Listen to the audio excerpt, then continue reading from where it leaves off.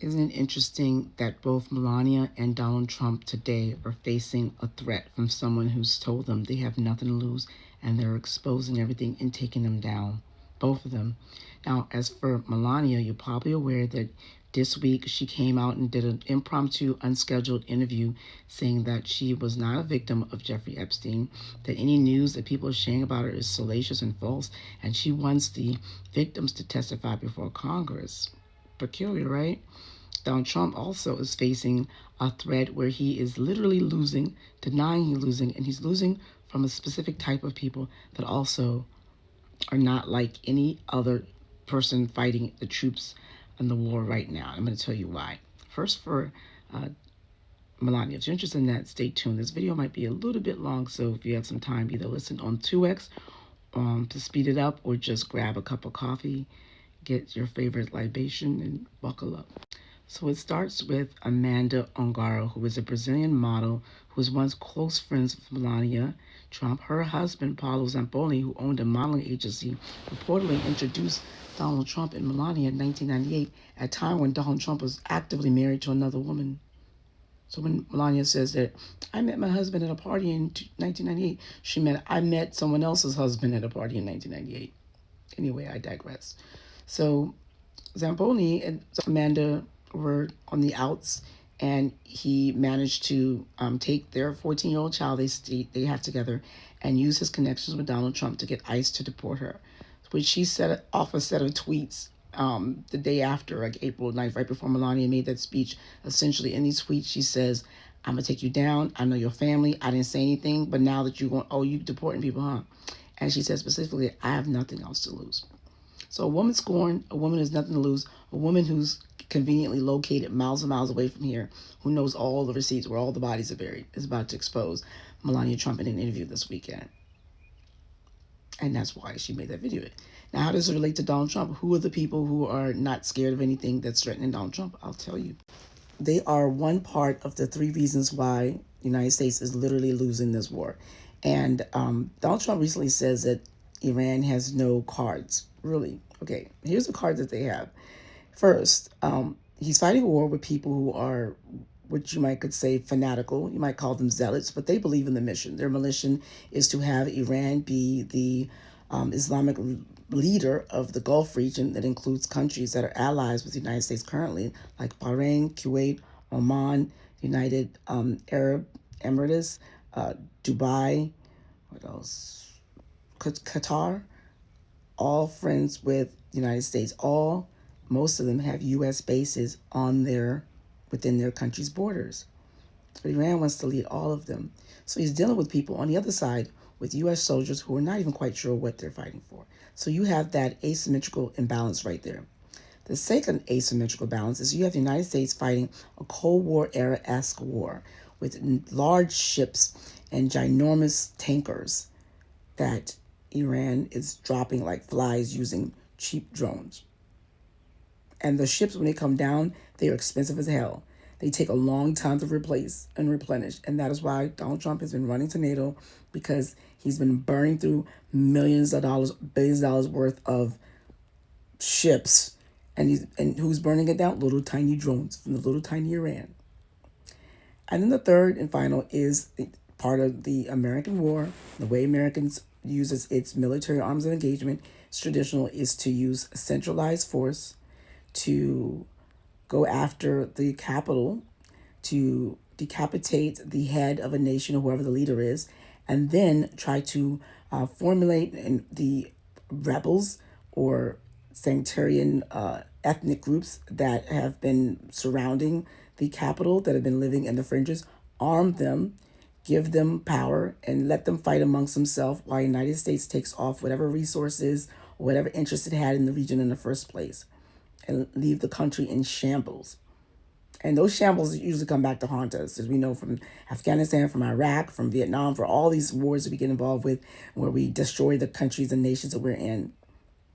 So that is the usual military doctrine of the United States. And they are battling with the Iranian military doctrine, which is nothing like that.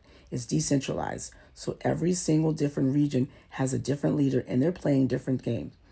So it's the equivalent of you playing tennis with with your tennis racket, on the other side is like 10 different players, and they're all lobbing their balls at you, and the way they're lobbying it is different. So you have to kind of strategize to deal with threats from different parts of the region.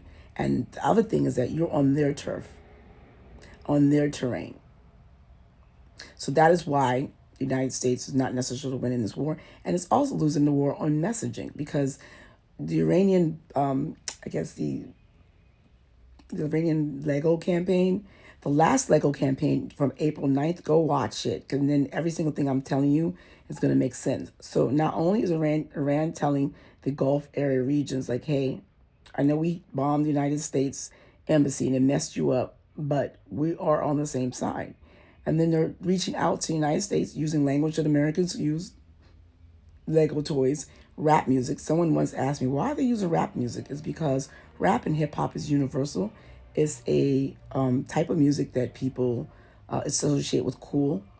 And so if it had been pop music, they could have turned off some people. You know, this country, not everyone necessarily like country. Rock also right now, rock is associated, sadly, rock music people, with the MAGA movement.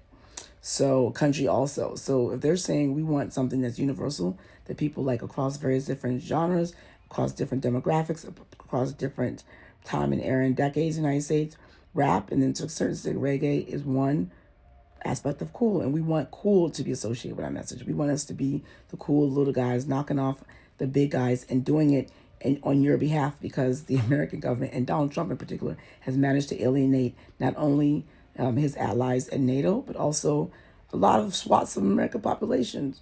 Then you got the Epstein victims, you got the people of color, you got the Native Americans, and they are masterfully like telling y'all we got you. So people from this country are actively rooting for the other side.